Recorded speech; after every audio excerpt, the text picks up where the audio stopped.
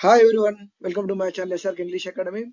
So this video lesson is for a degree semester 2 English Usman University students. Topic is Your Old Father William, written by Lewis Carroll. Yeah. So let me begin with the poem by explaining the structure of the poem. So there are 8 quatrains. So what is a quatrain? Quatrain is a 4-line stanza in the poem. So these are 4 lines.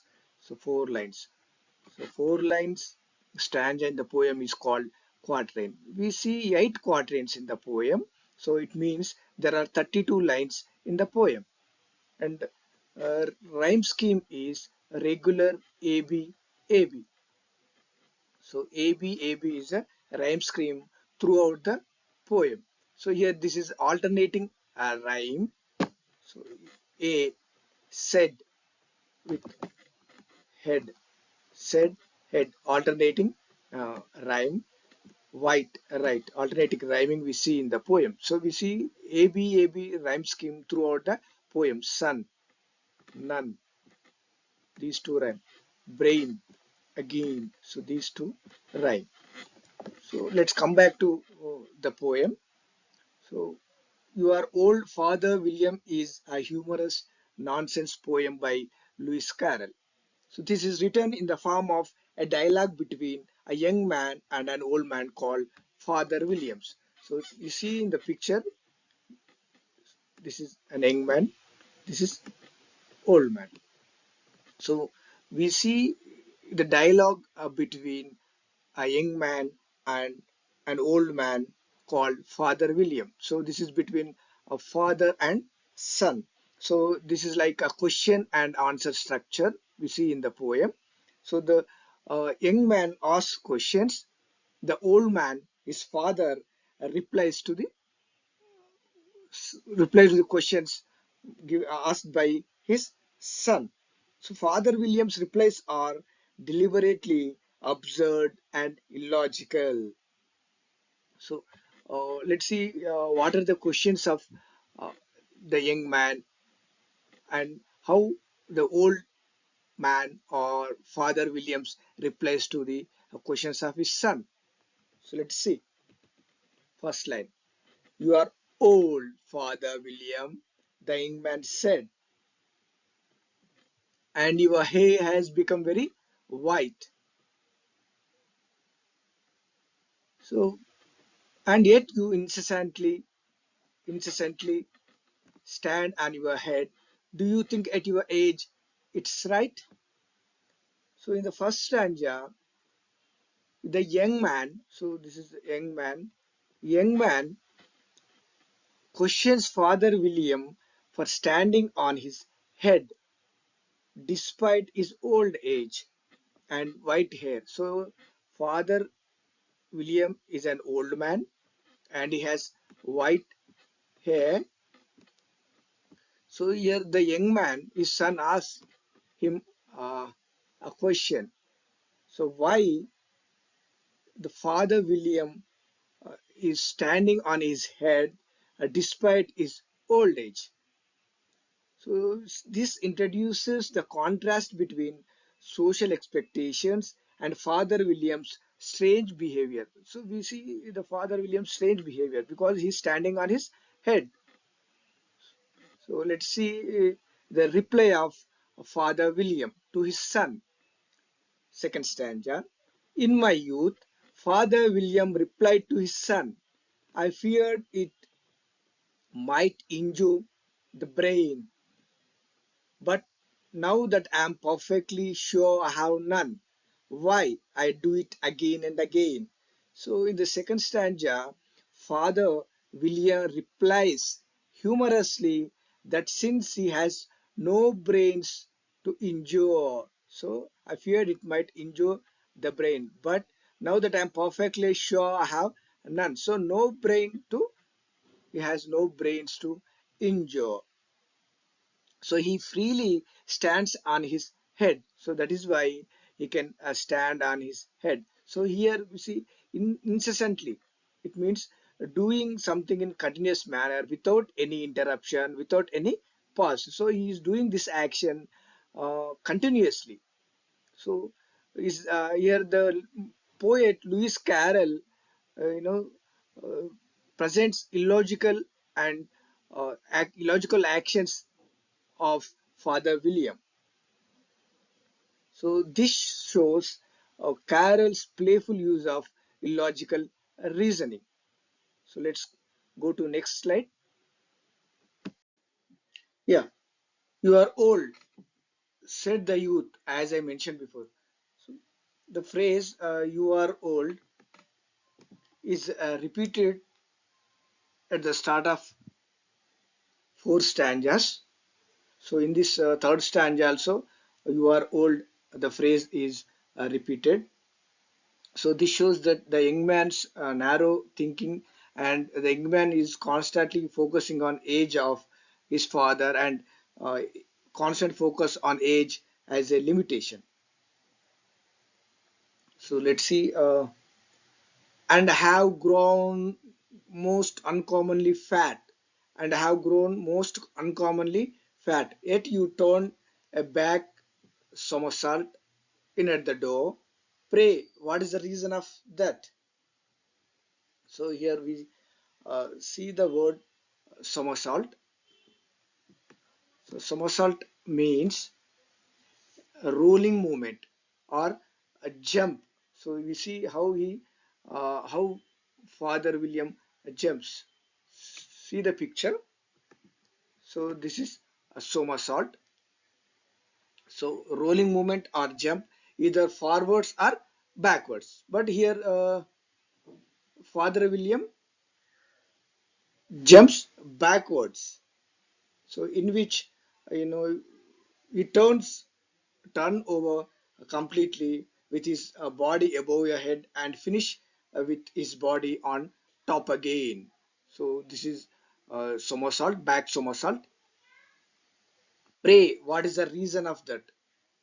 So here the youth is shocked.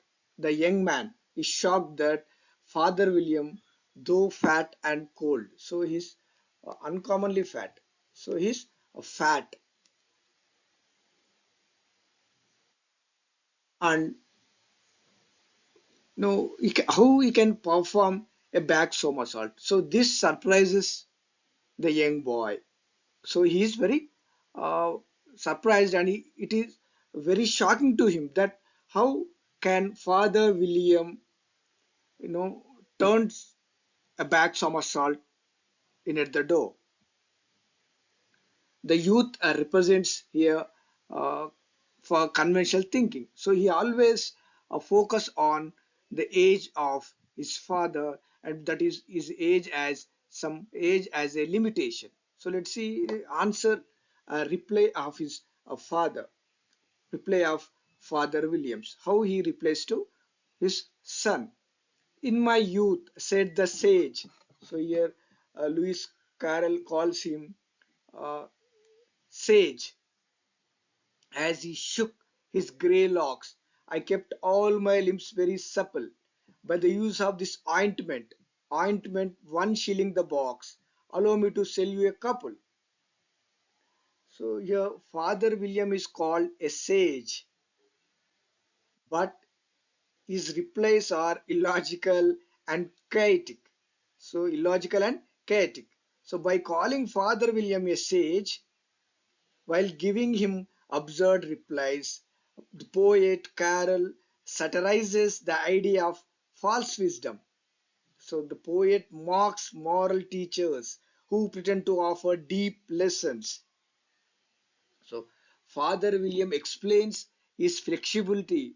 He is very flexible. So he can back somersault and a front somersault. Can jump back and forward also. So he explains his flexibility by claiming he used an ointment. So he gives credit to his ointment. So which he used in his youth, and even offers to sell it. So this parodying practical advice and commercialism.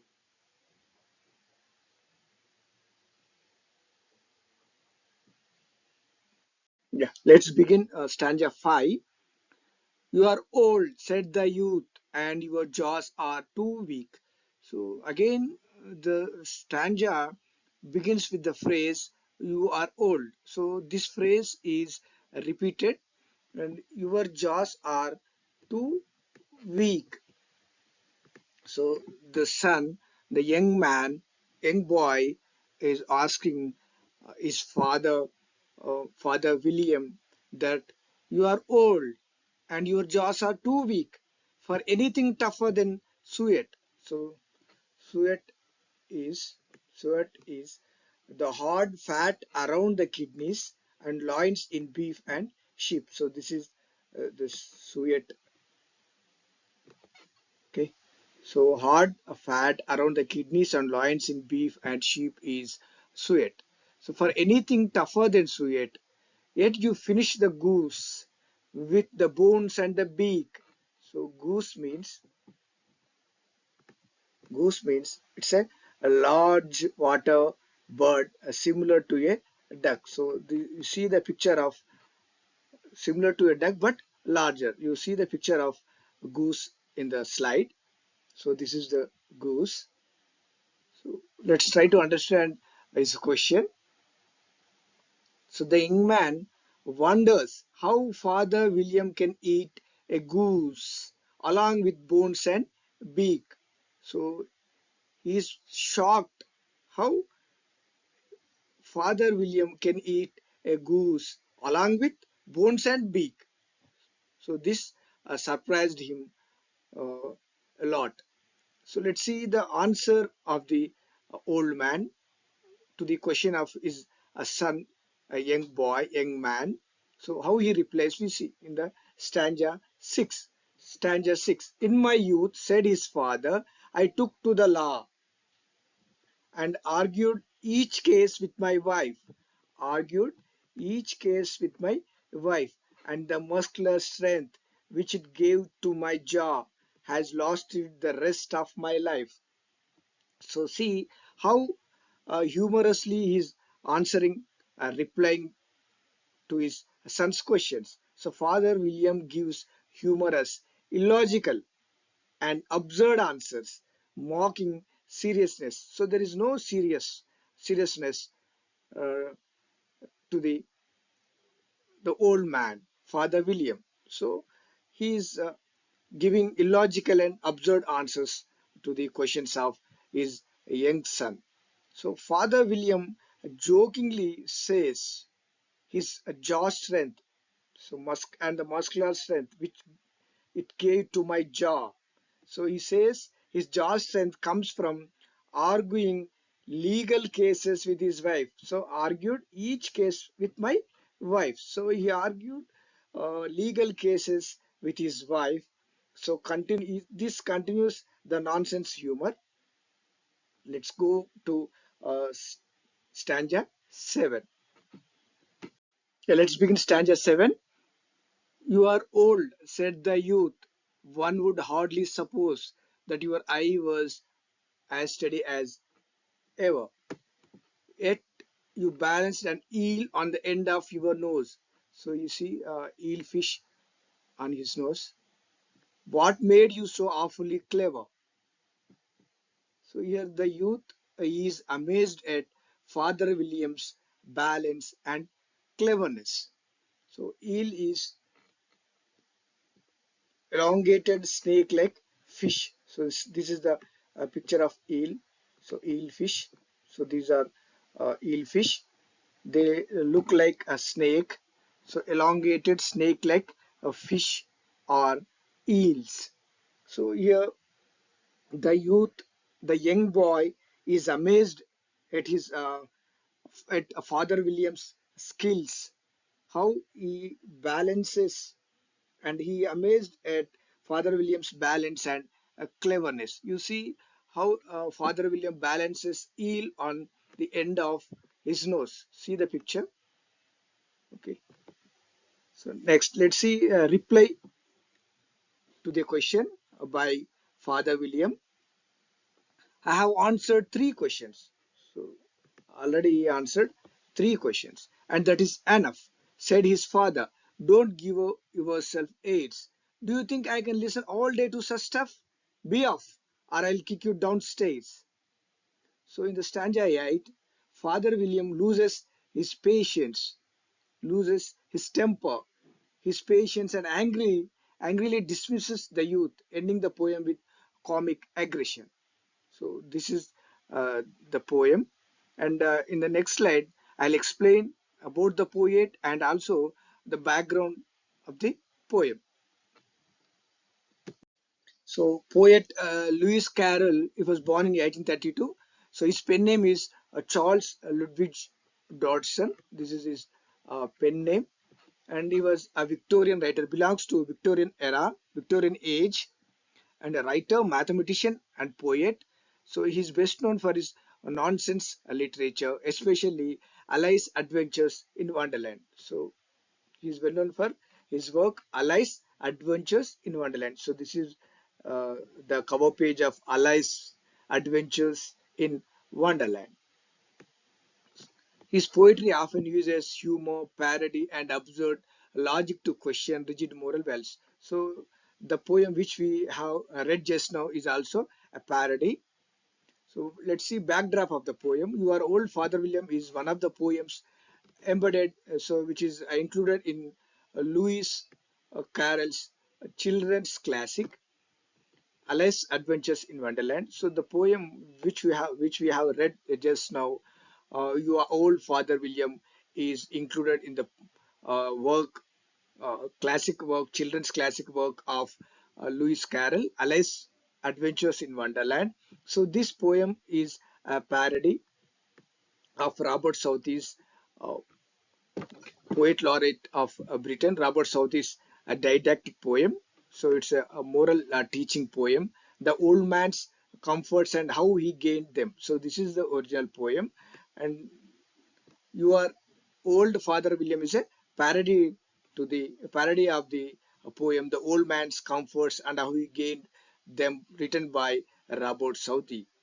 So here Southey's poem presents an old man who gives serious moral lessons about discipline, virtue, and religion. But in the poem written by Carroll, here he imitates its question answer structure, but replaces moral wisdom with a comic absurdity. So here he mocks moral teaching or moral preaching. So just now I have explained about the poet Lewis Carroll and also backdrop of the poem. So when you write an essay, when you write your answer in the examination, you include uh, about the poet and also backdrop of the poem along with the about the poems. So this is the summary about the poet, backdrop of the poem, and about the poem. Thank you for watching this video.